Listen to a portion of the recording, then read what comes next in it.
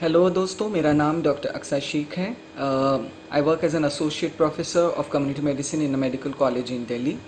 I am also the founder director of Human Solidarity Foundation, which runs the Okhla COVID helpline. In addition, I also work on COVID vaccination and on COVID research. ये background इसलिए देना ज़रूरी है ताकि थोड़ा सा ये समझ में आए कि I am speaking over here as an expert on the topic. Now second wave of Covid जो है वो आज हम देख रहे हैं कि पूरे भारत में उसने तबाही मचाई हुई है. रोज़ 2 से 3 लाख नए केसेस निकल के आ रहे हैं और हज़ारों की तादाद में लोग जो हैं उनकी जानें जा रही हैं.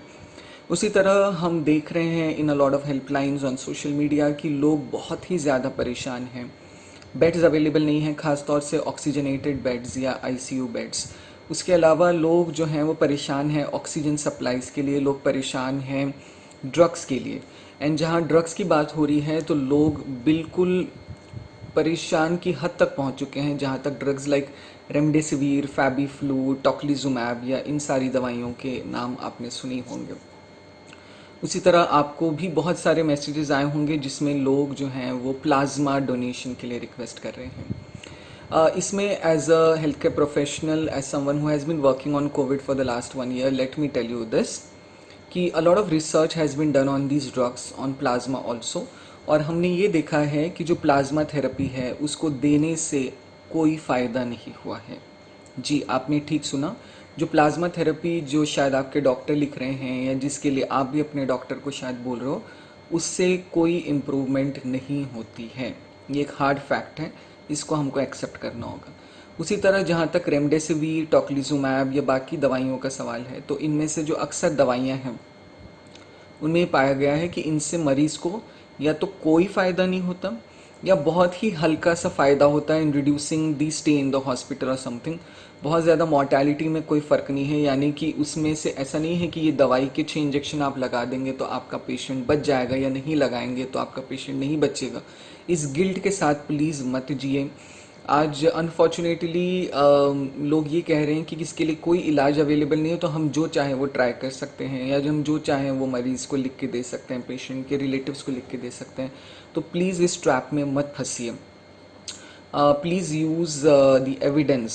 This is very very important for the doctors. Just because it's a crisis situation, emergency situation, it does not give you a license to prescribe anything that you want, just because you think that it's working, especially when there is evidence that it is not working.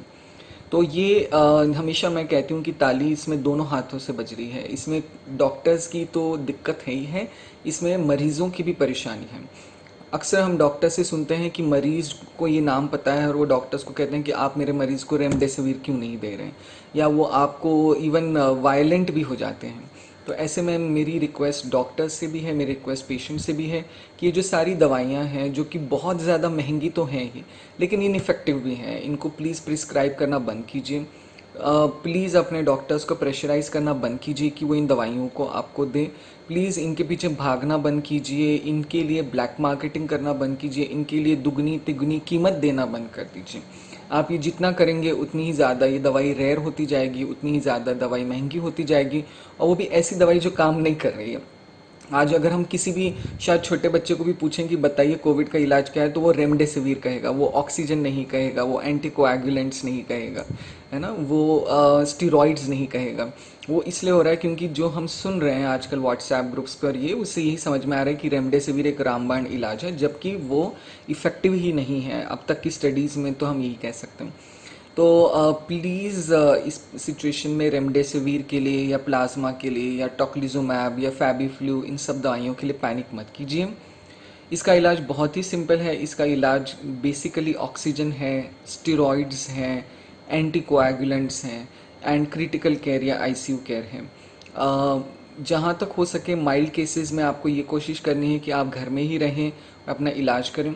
हम Okhla Covid helpline manage कर रहे हैं जो ओखला के लोगों के लिए है, लेकिन ऑल ओवर इंडिया से हम इसमें कॉल ले सकते हैं. इसका नंबर है 9971736222.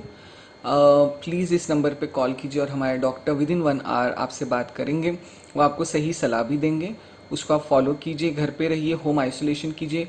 और साथ ही जो लोग अभी बीमार नहीं हैं, जिनके फैमिली मेम्बर्स में लोग बीमार नहीं हैं, उनसे रिक्वेस्ट है कि प्लीज़ वॉलंटरीली जो है बाहर जाना बंद कीजिए, वॉलंटरीली मास्क पहनिए, डोंट वेट कि कोई चालान काटेगा आपका तब आप मास्क पहनेंगे, वॉलंटरीली मास्क पहनिए और कोशिश करिए कि एटलीस्ट अगले 2-3 हफ्ते तक अपने बिहेवियर को कंट्रोल करें ताकि इस डिज़ीज़ को जो है, ये जो सेकेंड वेव आई है, इसको हम काबू में ला सकें। यकीन मानिए बहुत ज़्यादा लोग परेशान हैं जब वो अपने लोगों को अपने आँखों के सामने जो है दम तोड़ता हुआ देख रहे हैं।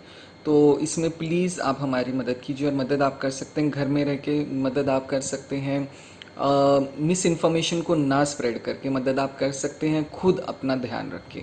तो यही एक छोटा सा मैसेज मुझे आप लोगों को देना था। अगर कोई भी इससे रिलेटेड आपके कमेंट्स हों, सवाल हों, इस वीडियो के नीचे आप उनको ड्रॉप कर सकते हैं and will try and get back to you. With all this, please remember it's in your prayers and Allah Hafiz.